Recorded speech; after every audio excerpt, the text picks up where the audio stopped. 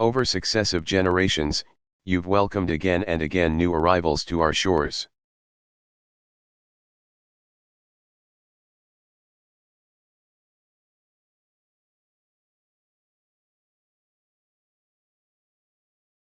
Immigrants who constantly reinvigorated the city and this Commonwealth and our nation.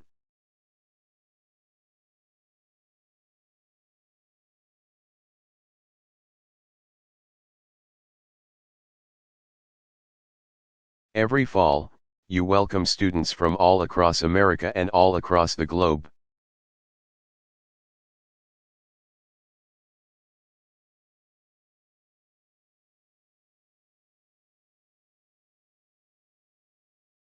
And every spring you graduate them back into the world of Boston diaspora that excels in every field of human endeavor.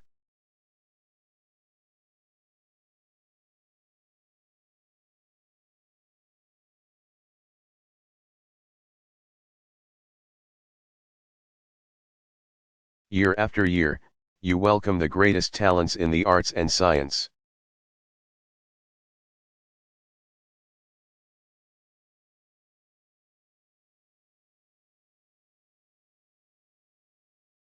Research, you welcome them to your concert halls and your hospitals and your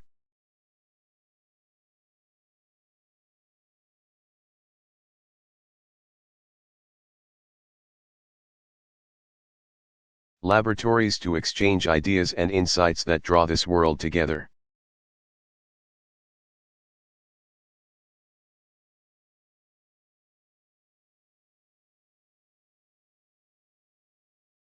And every third Monday in April, you welcome people from all around the world to the hub for friendship.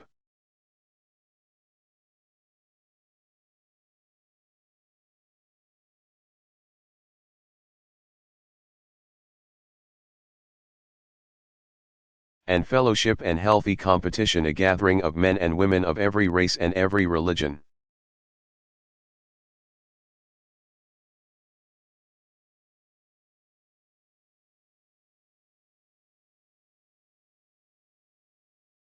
Every shape and every size, a multitude represented by all those flags that flew over the finish line.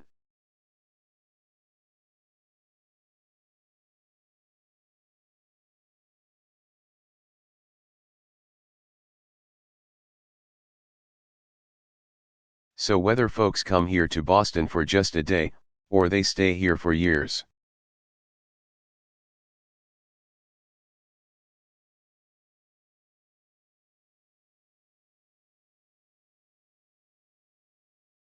they leave with a piece of this town tucked firmly into their hearts.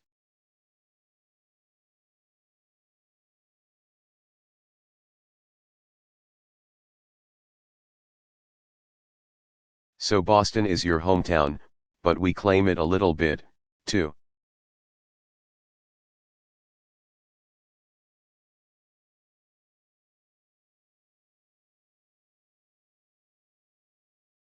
I know this because there's a piece of Boston in me.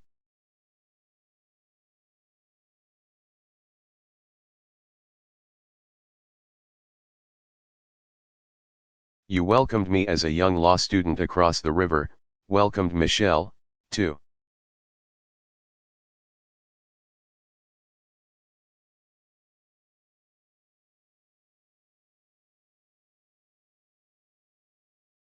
You welcomed me during a convention when I was still a state.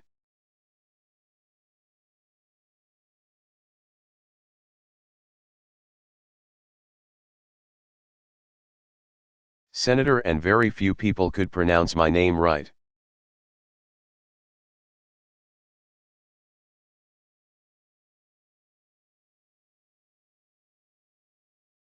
Like you, Michelle and I have walked these streets.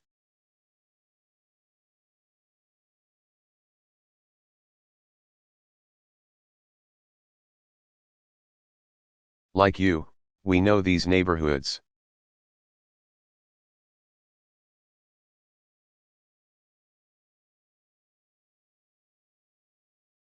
And like you, in this moment of grief, we join you in saying, Boston, you're my home.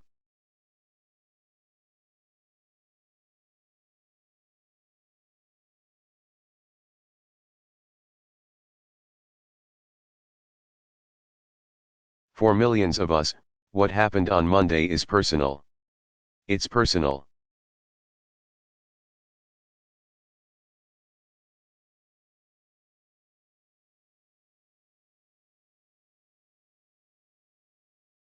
Today our prayers are with the Campbell family of Medford.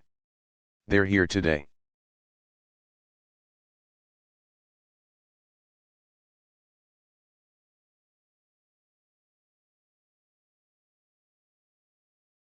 Their daughter, Christley, was always smiling.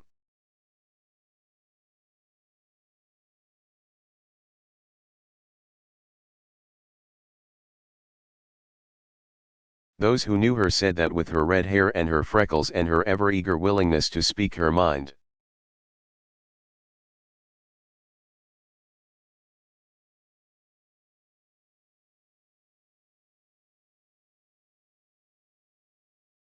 she was beautiful. Sometimes she could be a little noisy.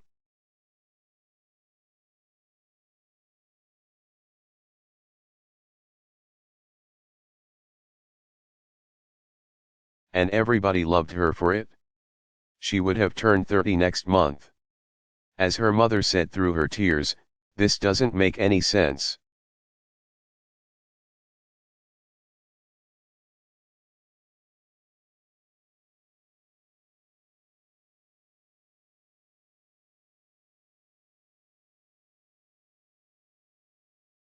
Our prayers are with the Liu family of China, who sent their daughter.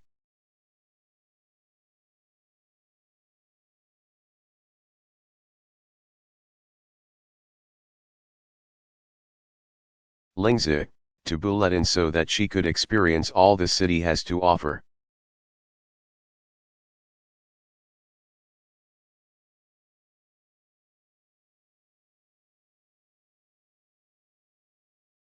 She was a 23-year-old student, far from home.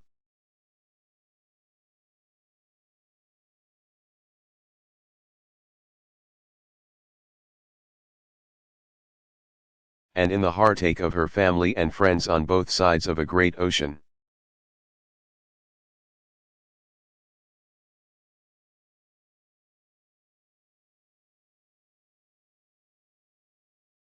We're reminded of the humanity that we all share.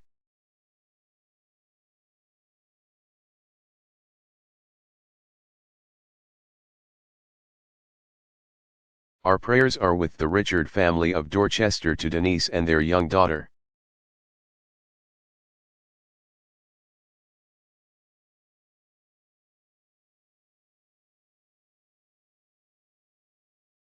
Jane, as they fight to recover.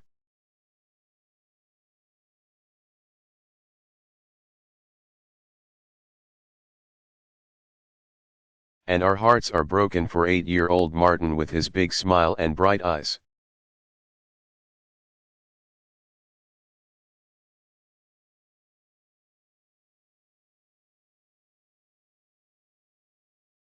His last hours were as perfect as an 8-year-old boy could hope for with his family.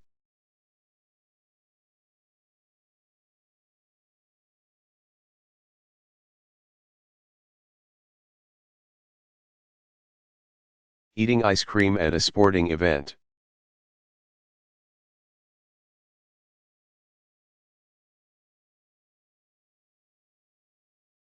And we're left with two enduring images of this little boy forever smiling for his beloved Bruins.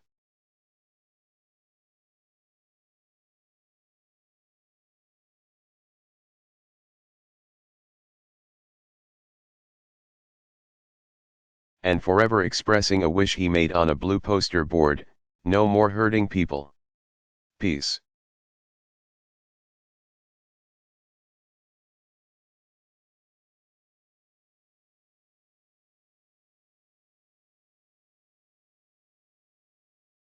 No more hurting people.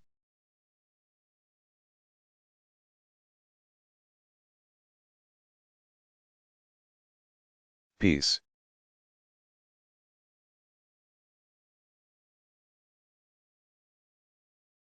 Our prayers are with the injured, so many wounded, some gravely.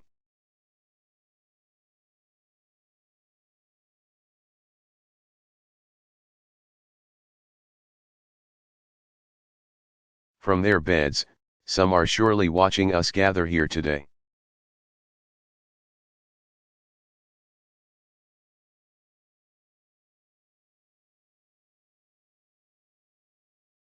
And if you are, know this, as you begin this long journey of recovery.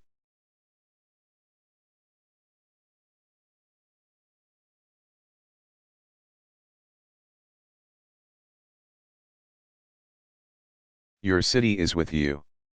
Your commonwealth is with you. Your country is with you. We will all be with you as you learn to stand and walk and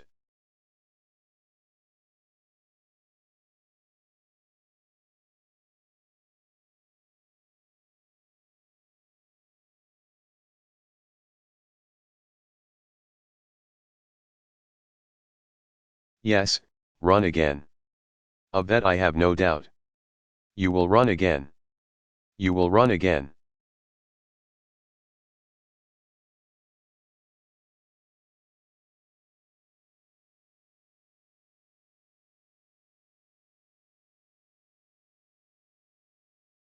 Because that's what the people of Boston are made of.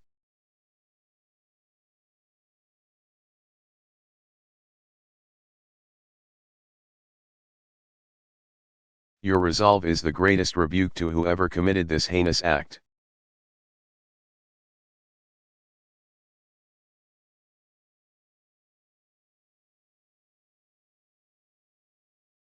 If they sought to intimidate us, to terrorize us,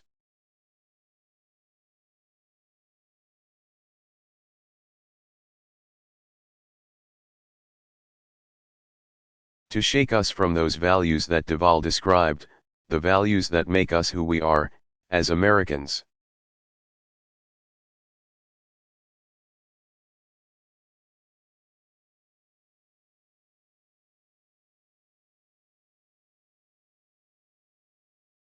Well, it should be pretty clear by now that they picked the wrong city to do it.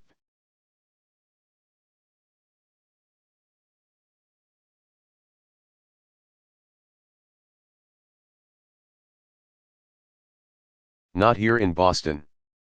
Not here in Boston.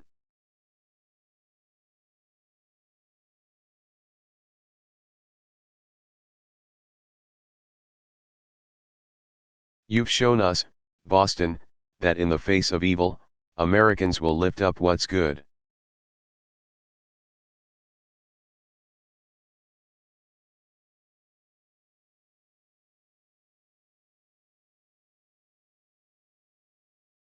In the face of cruelty, we will choose compassion.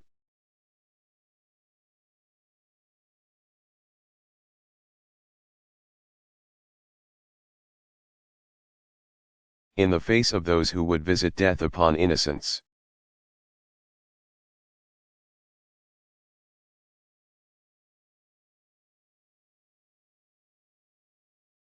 We will choose to save and to comfort and to heal. We'll choose friendship. We'll choose love.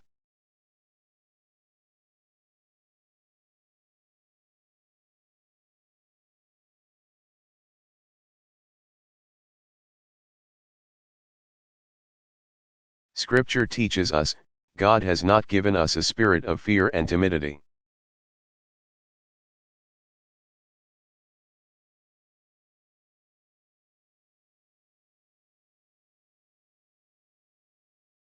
But of power, love, and self-discipline.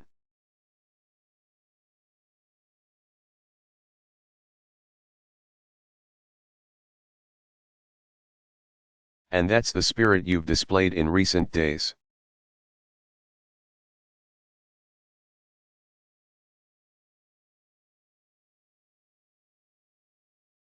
When doctors and nurses, police and firefighters and EMTs and guardsmen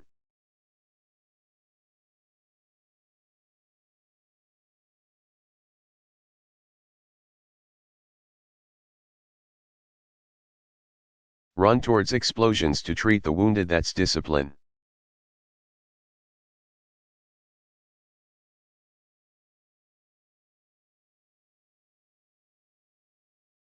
When exhausted runners, including our troops and veterans who never expected to see such carnage on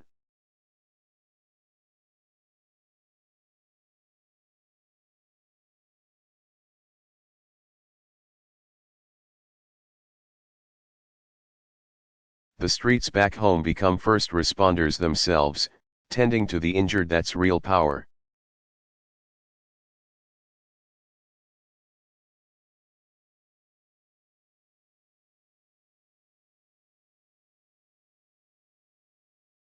When Bostonians carry victims in their arms, deliver water and blankets, line up to give blood.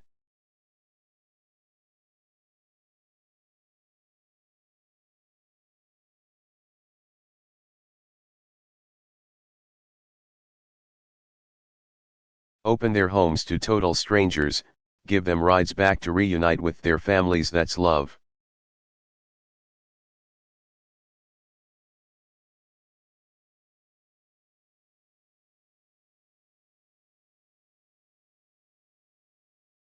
That's the message we send to those who carried this out and anyone who would do harm to our people.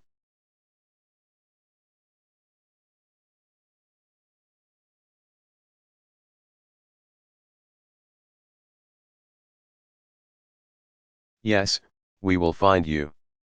And, yes, you will face justice. We will find you.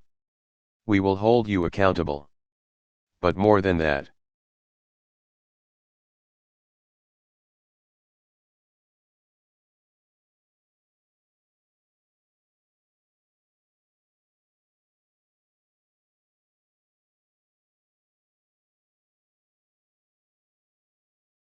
our fidelity to our way of life, to our free and open society, will only grow stronger.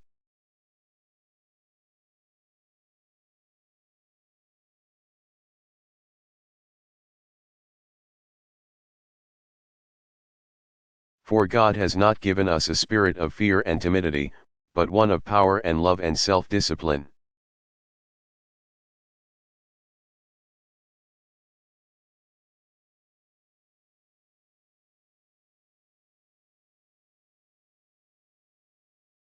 Like Bill Ifrig, 78 years old, the runner in the orange tank top who we all saw get knocked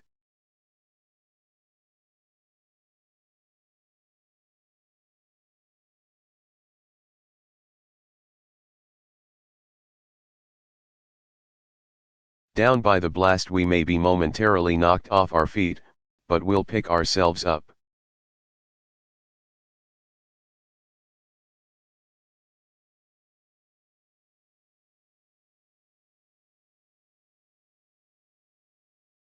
We'll keep going. We will finish the race. In the words of Dick Hoyt, who's pushed his disabled son.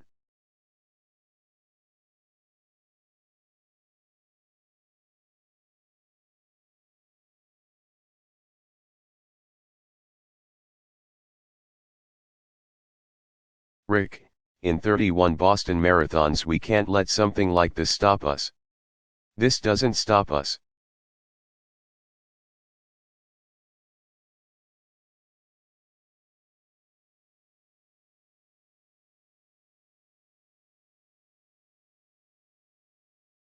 And that's what you've taught us, Boston.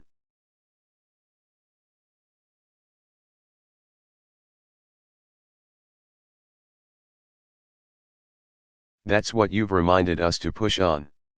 To persevere. To not grow weary. To not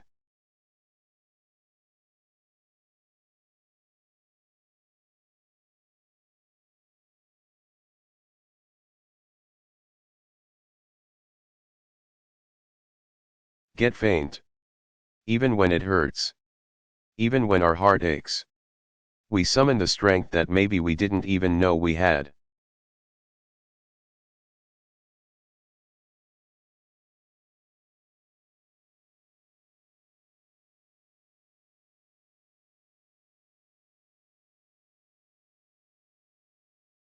And we carry on. We finish the race. We finish the race.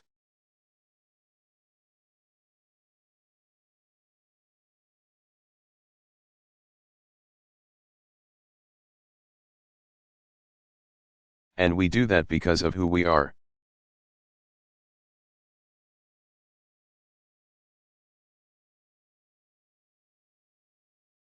And we do that because we know that somewhere around the bend a stranger has a cup of water.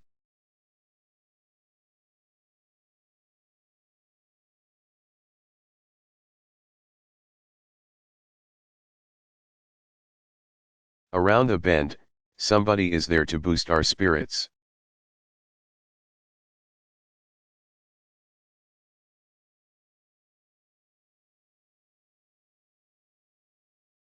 On that toughest mile, just when we think that we've hit a wall.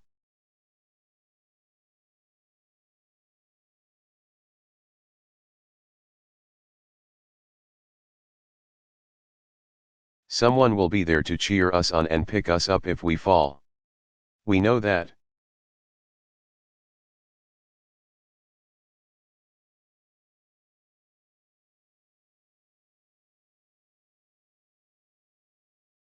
And that's what the perpetrators of such senseless violence, these small, stunted individuals who would destroy instead of build.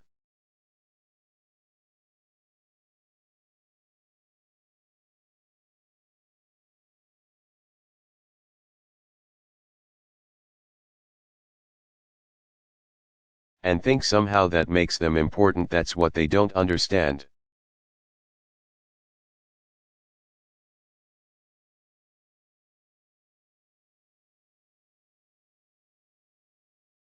Our faith in each other, our love for each other, our love for country.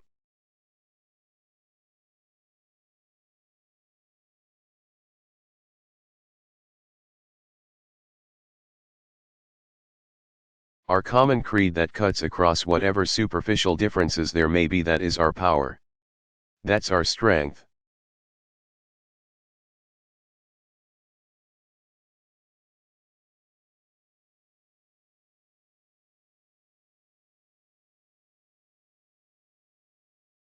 That's why a bomb can't beat us.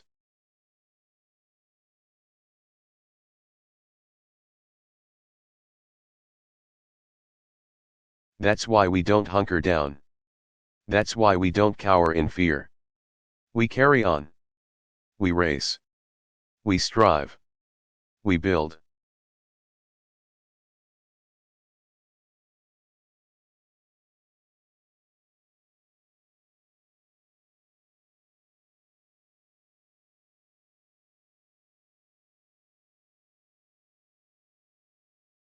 And we work, and we love, and we raise our kids to do the same.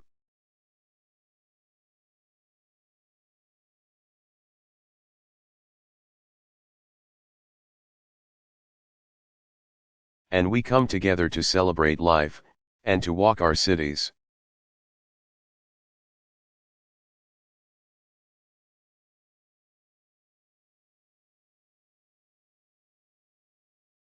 And to cheer for our teams.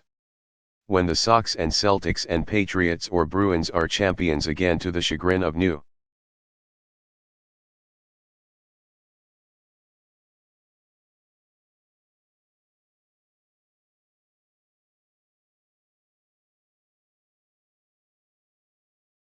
York and Chicago fans, the crowds will gather and watch a parade go down Boylston Street.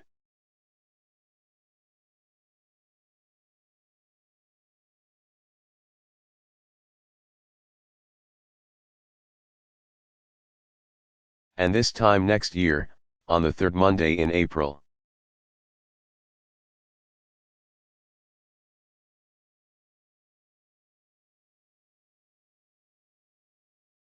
The world will return to this great American city to run harder than ever, and to cheer even louder, for the 118th Boston Marathon.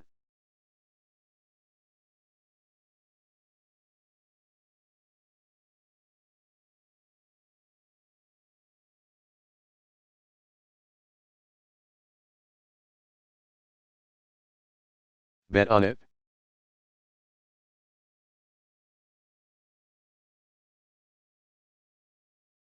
Tomorrow, the sun will rise over Boston.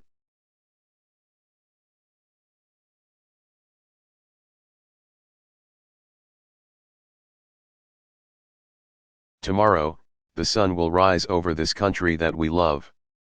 This special place. This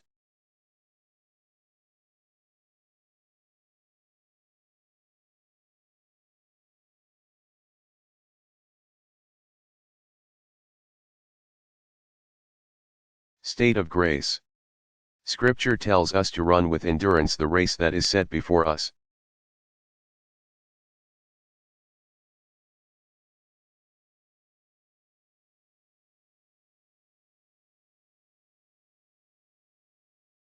As we do, may God hold close those who've been taken from us too soon.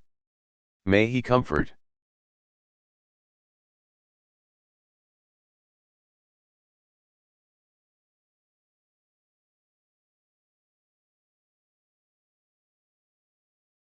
Their families. And may He continue to watch over these United States of America.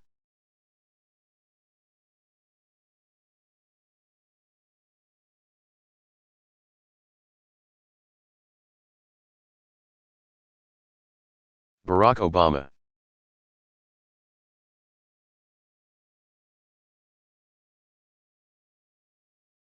Drone deaths of Warren Weinstein and Giovanni Lo Porto.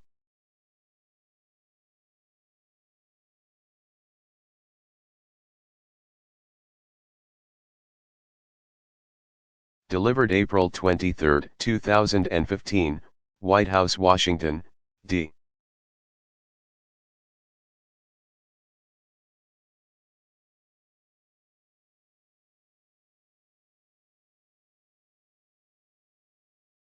C.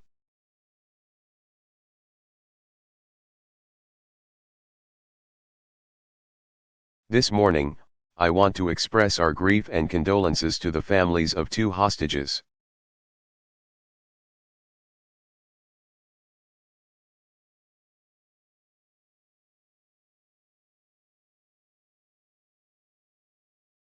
One American, Dr. Warren Weinstein, and an Italian, Giovanni Lo Porto.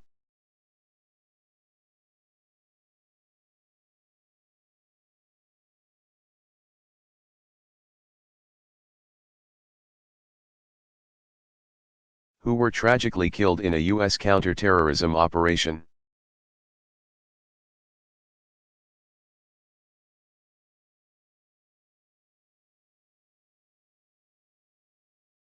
Warren and Giovanni were aid workers in Pakistan devoted to improving the lives of the Pakistani people.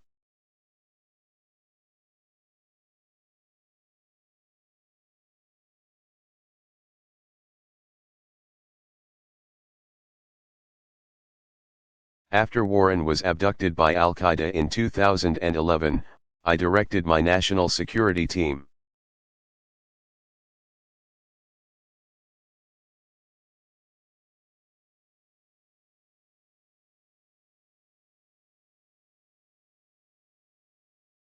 To do everything possible to find him and to bring him home safely to his family.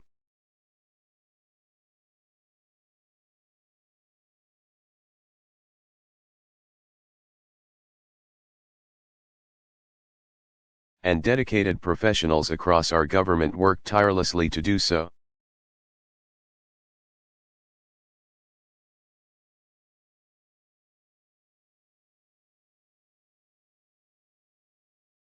We also worked closely with our Italian allies on behalf of Giovanni, who was kidnapped in 2012.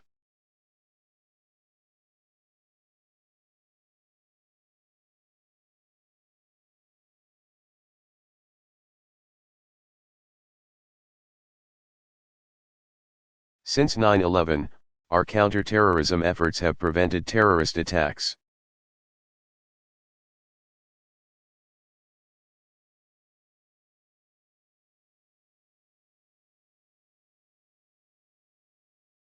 And saved innocent lives both here in America, and around the world.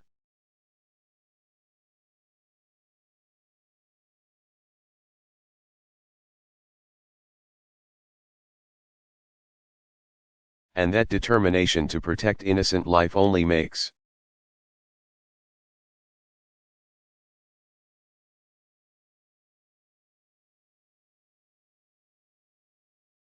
the loss of these two men especially painful for all of us.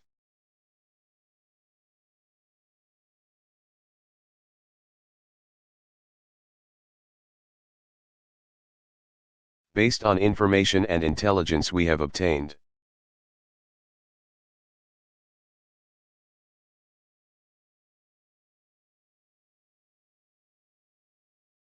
We believe that a U.S. counter-terrorism operation targeting an Al-Qaeda compound in the Afghanistan-Pakistan.